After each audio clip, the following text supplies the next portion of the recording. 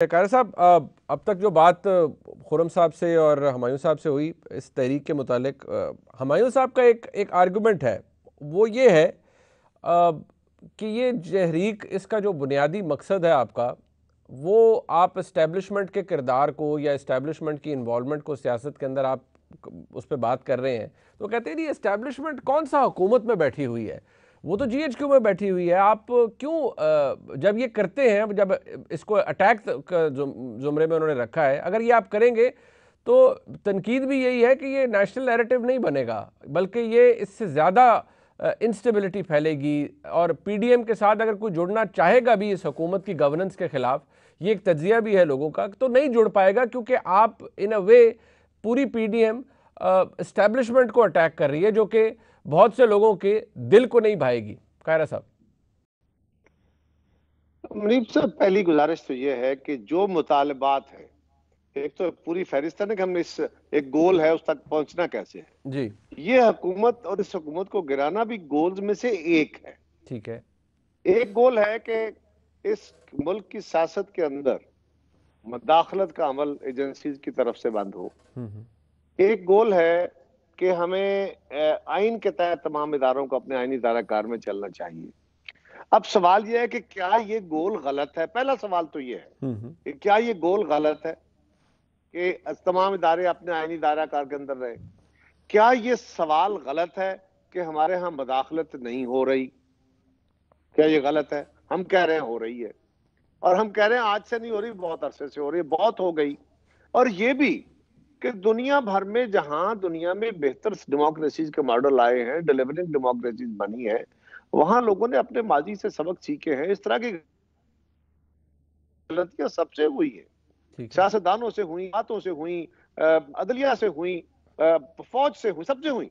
वो अब हमें कुछ ना कुछ चीजें तो आज की इस दुनिया में चीजों को सेक के देख के अपने एक्सपीरियंस से, लोगों के दीगर कौमों के एक्सपीरियंस से सीख लेना चाहिए कि जब तक आप लोगों को, किसी रियासत के लोगों को इस जमहूरी अमल में बांधते नहीं और उनको ये ट्रस्ट नहीं होता कि जो कुछ हम चुन रहे हैं, जो वोट हम डाल रहे हैं, वही लोग हुक्मरान हो रहे हैं, और अगली दफा हम इनको वोट नहीं देंगे क्योंकि हम इनकी परफॉर्मेंस गेज करेंगे। ठीक है। और जो सियासतदान होता है उसमें भी ये बोझ होता है कि जी मुझे किसी और तरफ नहीं देखना, बल्कि मुझे अवाम की ख्वाहिशात के मुताबिक चलना है, अपने रवैये, अपने आप को अवाम की गेज के ऊपर फिट रखना है, ताकि ये पब्लिक अकाउंटेबिलिटी से मैं गुजरूंगा। तो ये काम हम कह रहे हैं। अब रही बात कि जी उससे लोग नहीं जुड़ेंगे, भाई हम तो पिछले 53 साल से ये लड़ाई लड़ रहे हैं। अब लड़ाई तो जमहूरी है ना, लड़ाई को बंदूक की तो नहीं है। जुल्फकार अली भुट्टो ने जमात बनाई थी किस बुनियाद पे? कि आइन दिया जाए, रियासत के अंदर, सियासत के अंदर रियासत का मुदाखलत बंद की जाए, रियासती इदारों की। यही बेसिक असूल यही था ना कि आम आदमी को इन्वॉल्व करो, आम इस मुल्क के शहरी को शहरियत का हक देके उसको राइट टू वोट दो। ये 3-4 मुतालबे थे बड़े। ठीक है। बट कायरे साहब, एक आज भी मुतालबे अगर मैं पूछ और पाऊं हम आपसे, लोगों को, मैं छोटी सी आखिरी बात जी, जब हमने इस टारगेट को अचीव करना है तो हम कई तरह के अपने रास्ते पैदा करते हैं। यकीनन आप अपने कौमी इदारों को डायरेक्टली अटैक नहीं करते, आप कोशिश करते हैं, कभी किसी नाम से, कभी किसी नाम से, और सबने बहुत कोशिश की। लेकिन इस कोशिश को अल्टीमेटली हुकूमत वक्त ने जो हीट क्रिएट की, पहले दिन से खान साहब ने, मुनीब आप और मैं जानते हैं, हुमायूं अख्तर खान साहब जानते हैं, खुर्रम साहब जानते हैं, सारा यानी हो सकता है पीटीआई के लिए ये गाली ना हो, लेकिन अगर किसी बंदे को बगैर किसी कसूर के, बगैर किसी सजा के आप चोर कहें, आप डाकू कहें, आप उसको मुगलजात कहते रहे, तो ये गालियां है ना यार सारी। बिल्कुल है। आज भी साल से अपोजिशन को ये गालियां दे रहे हैं। कायरे साहब, अगर मेरी अर्ज सुन ले, ये हीट सर मेरी अगर अर्ज सुन ले, जो फरमा रहे हैं आप, और ये वज़ीर आज़म तो खैर आज भी यही फरमा रहे हैं, उनका वो आपको ऐसे ही एड्रेस करते हैं अपोजिशन को, मैंने अभी कोट भी किया खुर्रम साहब को। बट सवाल मेरा आपसे ये है कि आपने कहा अटैक नहीं करना चाहिए, बट एक जो बड़ी बात है वो ये कि मियां नवाज शरीफ साहब ने तो, अगर आप उसे अटैक नहीं कहेंगे तो वो क्या होगा कि जब वो नाम लेकर, मेरी अर्ज सुन ले सर मेरी अगर अर्ज सुन ले, मेरा सवाल पूरा हो जाए, आसान हो जाएगा जी लोगों के लिए समझने के लिए भी, क्योंकि हम एक एकेडमिक बहस भी कर रहे हैं, लोगों को समझ आनी चाहिए कि मियां साहब अगर अटैक कर रहे हैं तो इसको ये समझा जाए कि आप या आपके साथ दीगर पीडीएम के जितने भी शुरका हैं वो सब कह रहे हैं कि नहीं वाकई ये नेम कॉलिंग दुरुस्त है और ऑब्जेक्टिव हासिल करने के लिए जायज है। देखिए, मैं कहूंगा, पहली बात तो यह है, बात आपकी दुरुस्त है। पहली बात तो यह है कि हमने हत्तुल अमकान कोशिश की ना, लेकिन एक वक्त आया कि जनरल जा के दौर में हम जनरल जा का नाम लेते थे, जी। जनरल जा को नाम लेके बुरा कहते थे। हम जनरल जा के कुछ साथियों को, जनरल फैज अली चिश्ती थे या बाकी कुछ लोग थे, हम उनका नाम लेके उनके अपने दौर में बुरा कहते सर वो मार्शल लॉ भी तो लगा था ना, वो आप लेकिन मुझसे हम बेहतर कहते समझते थे कि हैं हम सर। अपनी फौज के खिलाफ नहीं है। मैं सर गुजारिश ये कर रहा हूं कि जो आज सूरत हाल है, क्या मुनीब फरूक मुझे अपने दिल पे हाथ रख के कह सकता है कि हमारा इन 3 मुतालबों में से कोई मुतालबा गलत है?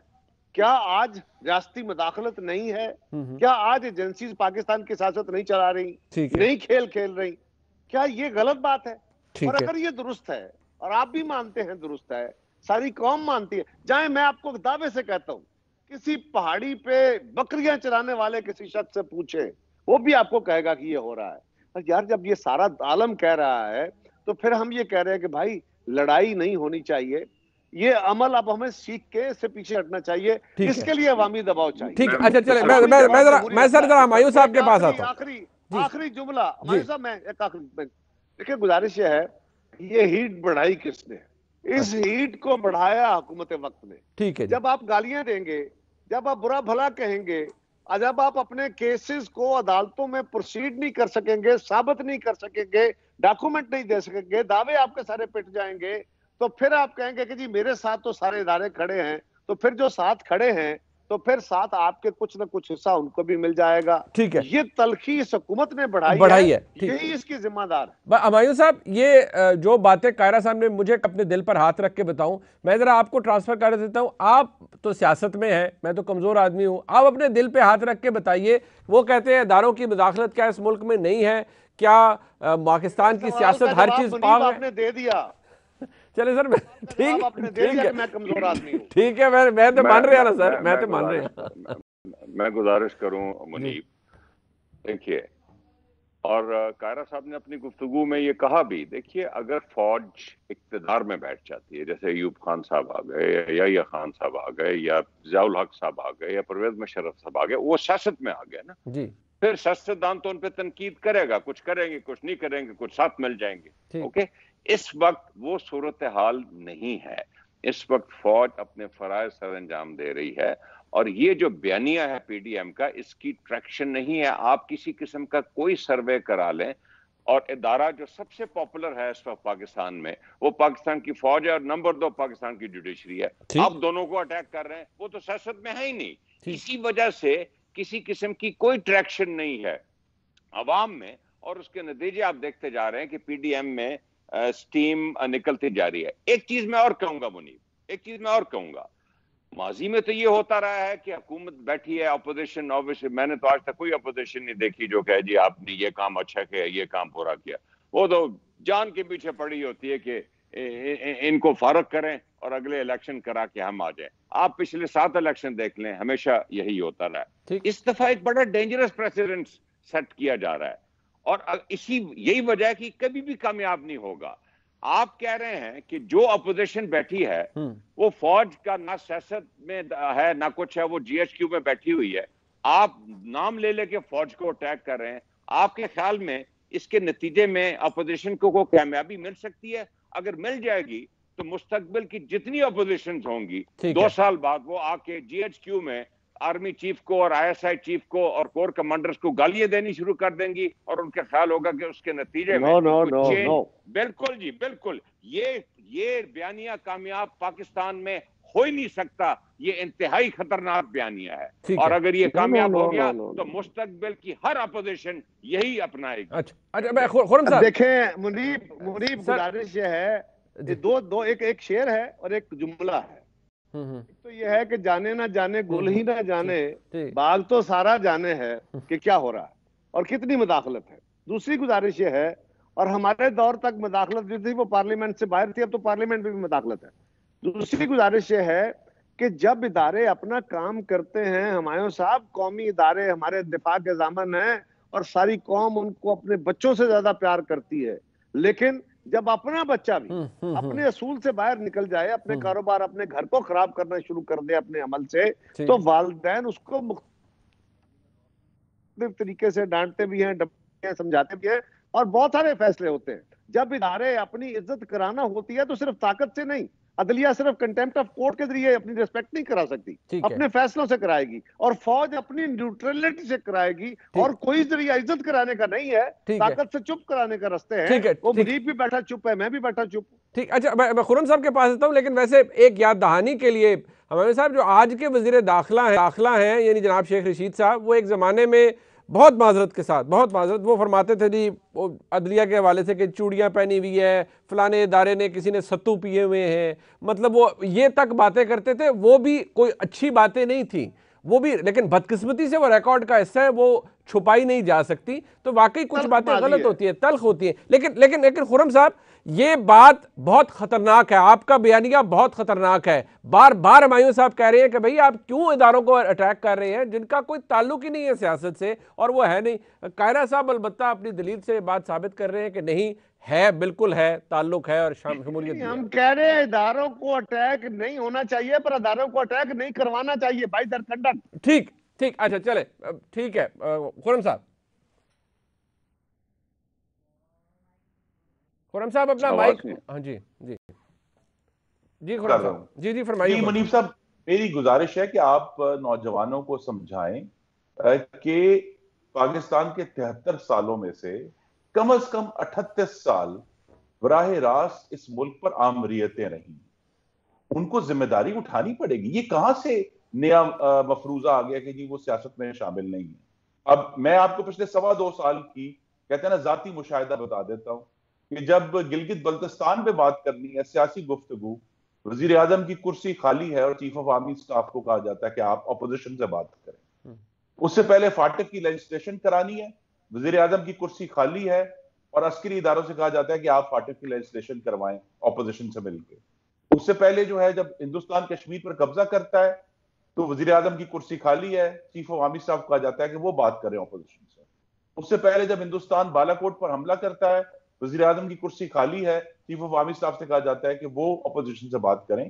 तो जब हम बार बार ये देख रहे हैं कि संजीदा तरीन मामलात में जो वजीर आजम है, चाहे वो सिलेक्टेड हैं, चाहे वो कठपुतली हैं, लेकिन बहरहाल वो वजीर आजम है, अगर वो अपनी कुर्सी खुद खाली छोड़ देते हैं तो फिर हम इसको मुदाखलत ना कहें तो क्या कहें। जब हम बार बार देखते हैं कि मुल्क के जो संजीदा तरीन मामलात हैं उसमें वजीर आजम जो है वो इस मामले को, चले मैं नालायक नहीं कहता, लेकिन इस मामले में बेखबर है, उनको नहीं मालूम कि इस्लामाबाद से जो दारुल खिलाफा है पाकिस्तान का, उधर से जो है जर्नलिस्ट को कौन उठा लेता है, जो सरकारी अफसरान है उनको कौन अगवा करता है। वो कहते हैं नहीं मुझे तो मालूम ही नहीं, मैं नोटिस लेता हूं तो थोड़ी देर बाद वो उनको नहीं मालूम कि गंदुम की जो है एक्चुअल सिचुएशन क्या है। कहते हैं मुझे तो पता ही नहीं है, रुपए की कीमत गिर जाती है, उनको पता नहीं है। तो फिर कौन, किसको पता है, हम ये जानना चाहते हैं ना। और जिसको पता है वही इशू आजकल बना हुआ है कि जब एक ऐसी कठपुतली हुकूमत है जिसके दौर में जो LNG का इतना बड़ा क्राइसिस हुआ है, जिसके नतीजे में अगले महीने पूरा पाकिस्तान जो है वो मफलूज हो जाएगा, लेकिन वज़ीर आज़म कहते हैं मुझे तो पता ही नहीं है कि जी जो $3.70 की थी वो $15.90 पे क्यों खरीदी जा रही है।